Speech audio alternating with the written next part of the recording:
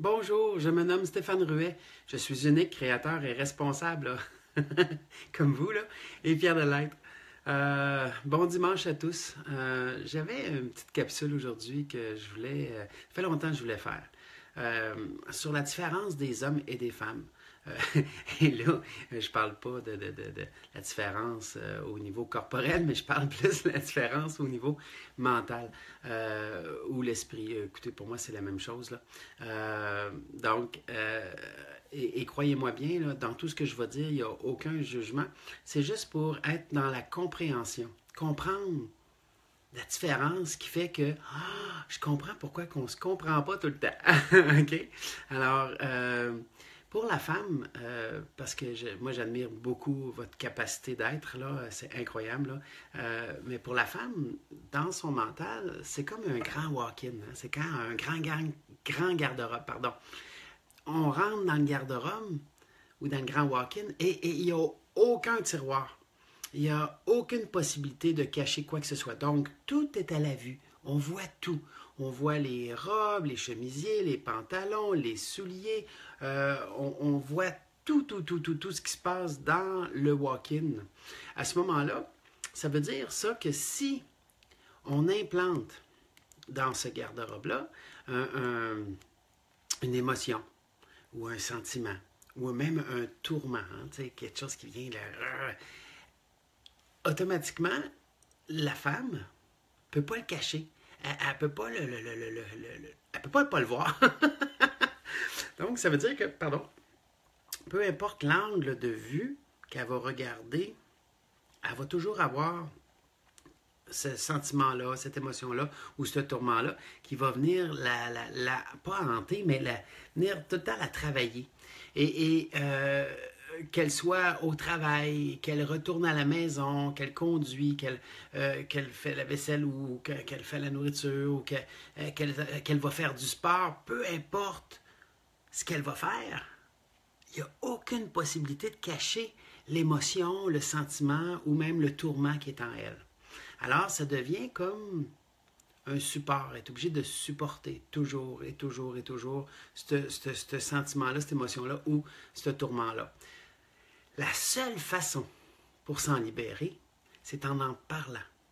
Pour la femme, elle doit communiquer ce sentiment-là, cette émotion-là ou ce tourment-là. Si elle ne le communique pas, boum, ça reste là.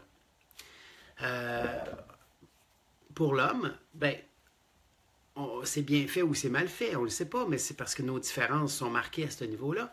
Pour l'homme, nous, on est compartimentés. On a des compartiments.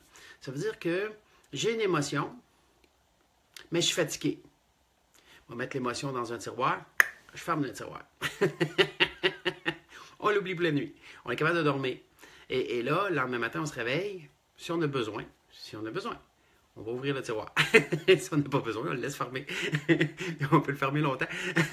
C'est beau. Mais ça a des bons, mais des mauvais côtés, parce qu'on emmagasine beaucoup de choses, nous autres aussi. Donc, tant aussi longtemps que le tiroir est fermé, pas de problème. Mais des fois, les tiroirs s'ouvrent tout seuls. Et là, on est pogné avec ça. Donc, le compartimentage pour l'homme, c'est une façon de pouvoir réaliser quelque chose. Et là, j'en viens au vrai sujet par rapport à ce que je voulais parler. L'homme serait supposé. C'est sûr que c'est pas sexiste ce que je vais compter, mais c'est le tempérament de l'humain est là. Okay? L'homme est supposé d'être pourvoyeur et protecteur. Donc, dans le fondement, il est compartimenté au niveau de son mental parce que aussitôt qu'on a une émotion, mais qu'on doit faire face à une situation, on peut mettre l'émotion de côté dans un tiroir, fermer le tiroir et faire face à l'émotion. Donc, on est capable de venir protéger la situation. Puis, si on a besoin, peu importe ce qui est en nous, si on a besoin de pourvoyer, ben, on est capable aussi de compartimenter tout ça puis dire, ben, on va s'occuper de tout ça, mais qu'on soit rendu à Rivière. OK? Bon. Mais la femme, elle, c'est pas le cas. Ça veut dire que si la femme se sent obligée de protéger, imaginez-vous toute l'accumulation qui se passe dans son mental ou dans son esprit. Si elle accumule pas qu'une émotion, mais 5 ou 6 émotions, puis elle accumule pas un sentiment, mais 5, 6 sentiments. Si elle accumule des tourments, mais pas juste un, deux, trois tourments, cette femme-là, elle devient complètement prise. Et c'est là que la femme va se mettre dans la recherche de soi-même, comme dans l'autre capsule que j'expliquais au niveau des burn-out ou des dépressions, ben c'est facile de comprendre la suite logique des choses. Donc, d'en parler, pour la femme, devient son exutoire. Euh, en plus, je ne sais pas si vous avez déjà remarqué ça, mais c'est tellement drôle. Je suis assis sur une terrasse et à un moment donné, il y avait deux femmes à côté de moi qui jasaient. Ben, on n'écoute pas vraiment, mais on écoute. Ils jasaient, ils parlaient toutes les deux de deux sujets différents, mais ils se parlaient. Ça n'avait pas l'air de déranger. C'était comme, allez, on se parle. Puis moi, je comprenais ce qui se passait. Il était en train de sortir le méchant entre les deux, mais la conversation de une n'avait pas d'importance avec la conversation de l'autre. Ils se parlaient. Alors, j'ai trouvé ça tellement cute. Puis c'est tellement ce que vous faut que vous fassiez, dans le fond, à quelque part, de faire sortir ce méchant-là, parce que sinon, ça reste là pour rien. Ça ne sert à rien de garder ça là parce que, dans le fond, ici, on n'est plus dans le présent, on est dans le passé au niveau de notre culpabilité ou dans le futur au niveau de notre angoisse. Donc, ça veut dire qu'on ne règle rien dans le présent. Puis si on essaie de régler le futur, en pensant de régler le futur, esti, on est dans la merde. Oh, excusez, j'ai de gros mots. On est dans la merde parce que, dans le fond, le futur n'existe pas. C'est le présent qui existe. Et quand on règle dans le présent les choses, le futur est réglé d'avance. Il n'y a plus de futur dans cette problématique-là. Le futur va exister dans une autre thématique, dans une autre idée, dans un autre... Mais si on règle dans le présent, le reste n'a plus d'importance. Puis le passé, de toute façon, je le dis souvent, le passé est mort. Les morts enterrent les morts. On ne peut rien régler dans notre passé. Même si on en veut à quelqu'un dans notre passé, le tabarouette, lui, je vais y en vouloir le restant de mes jours. Allô? Tu viens de déclarer faire partie de son problème. Arrête-moi ça. Ça ne te donne rien. Tu vas juste être en train de nourrir ta colère à toi, pas la sienne, à toi, pour le restant de tes jours. Crime, c'est une belle avenir que tu te veux. Non, arrête ça. Ça ne donne rien.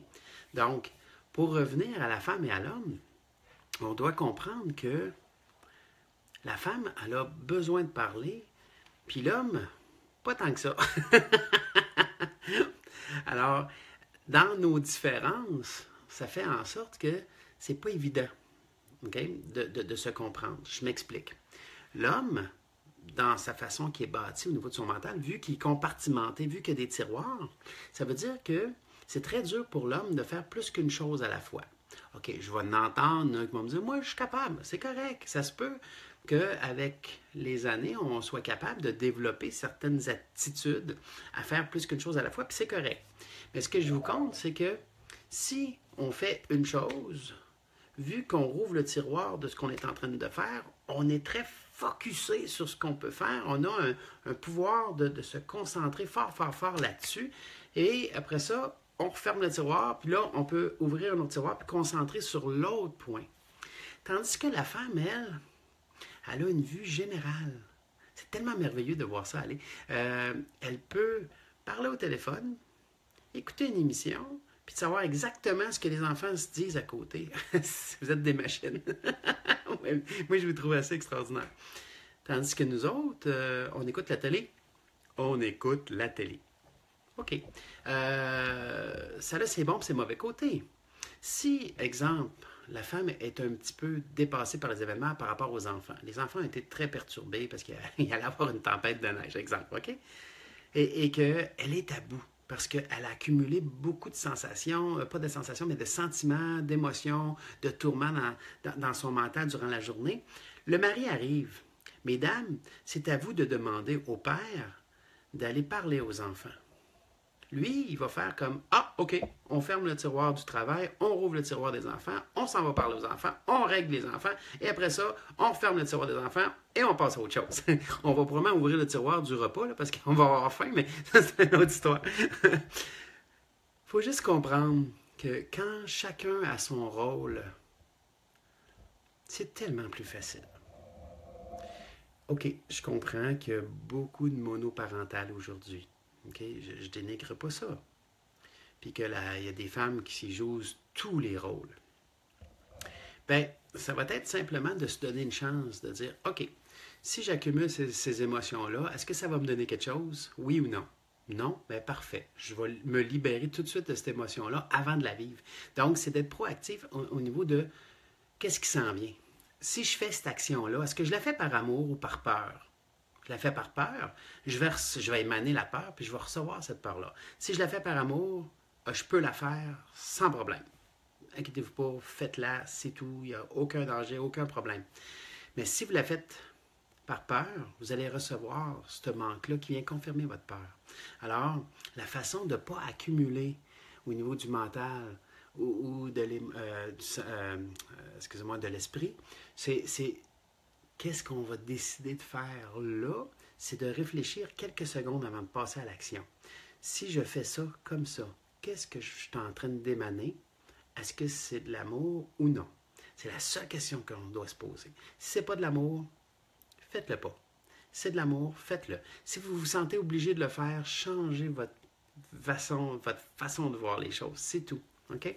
Alors, puis ça, c'est aussi bon pour les hommes que pour les femmes. Là. Je mets pas un sexe à cette façon de faire-là, mais on règle notre futur à partir de maintenant, à chaque instant. Et 99% des problèmes disparaissent d'eux-mêmes parce qu'on est créateur du problème par nos actions qu'on va porter dans une intention qui n'est pas pure. Si je fais cette action-là, puis elle n'est pas pure, j'émane cette action-là et je la reçois. Et quand je la reçois, ça devient une gérance parce que là, je reçois une émotion qui m'arrive de quelqu'un que je ne connais pas, de quelque chose que je ne connais pas ou d'une situation que je ne connais pas. Et là, ça devient une gérance. Je suis obligé de gérer un effet extérieur. Puis là, ben, ça vient tout créer du tourment en dedans de moi, ou etc. Donc, tandis que si je corrige à la base mes actions, sacrément, on est tellement dans le bonheur à partir de là parce que on est toujours en accord avec ce qu'on émane. Et ce qu'on va recevoir va être en abondance. Ça veut dire que si je corrige mon action, quand je vais le recevoir en écho avec moi et avec abondance. Mon Dieu Seigneur, c'est là que la vie prend son sens, puis c'est là que la vie aussi commence à nous offrir le meilleur de lui-même. Alors, qu'on soit homme ou femme, il y a des bons et de mauvais côtés. On ne peut pas croire que parce qu'on est compartimentés, nous autres les hommes, que les femmes, ça devient super. Hein? J'écoutais l'autre fois une amie à moi qui disait « Oui, mais vous autres, vous avez un tiroir à ne rien faire. Vous êtes capable d'ouvrir un tiroir pour rien faire. Vous êtes capable de rien faire. » Elle dit « Moi, je ne suis pas capable. » Oui, je sais. Mais si tu te mets en harmonie avec toi, puis que tu reçois de l'harmonie, à ce moment-là, faire quelque chose, ça devient bon. Ça devient plus un problème. Tu sais, le monde me demande souvent, parce que moi je travaille souvent des 10, 11 heures par jour, peut-être même des fois 12, là, sans compter le voyagement. Mais le monde me demande, comment je fais? Ben, je clarifie mes actions, je me lève le matin, hey, je me lève par amour, puis je décide d'être là par amour, puis ça va bien aller parce que je suis dans l'amour aujourd'hui. Puis j'émane ça, puis je le reçois, puis je le reçois, puis je le reçois. Alors, écoutez, c'est sûr que le monde va dire « Ah oui, mais c'est facile pour toi. » Non, non, pas plus facile pour moi que pour les autres. C'est juste que j'ai décidé que je ne fais plus d'actions qui ne sont pas en concordance avec moi. Ça ne veut pas dire que je ne fais pas la vaisselle, là. Non, je la fais. Mais quand je m'en vais la faire, je décide de la faire par amour. Mon Dieu Seigneur! Alors, je reçois de l'extérieur à ce moment-là de gens que je ne connais pas, de situations que je ne connais pas ou de choses que je ne connais pas, toujours cet amour-là en retour. OK? Alors, c'était ma première vidéo sur les hommes et les femmes. Je reviendrai plus tard ou avec une autre vidéo à un moment donné pour expliquer d'autres choses. Mais on est différents. Accueillons notre différence et il faudrait l'apprécier parce que si on ne s'apprécie pas tel qu'on est, ça donne quoi? OK? Je voulais vous remercier encore une fois pour tous les partages, puis les commentaires, les likes. Écoutez, Wow! C'est juste ça que je voulais dire. OK? Merci.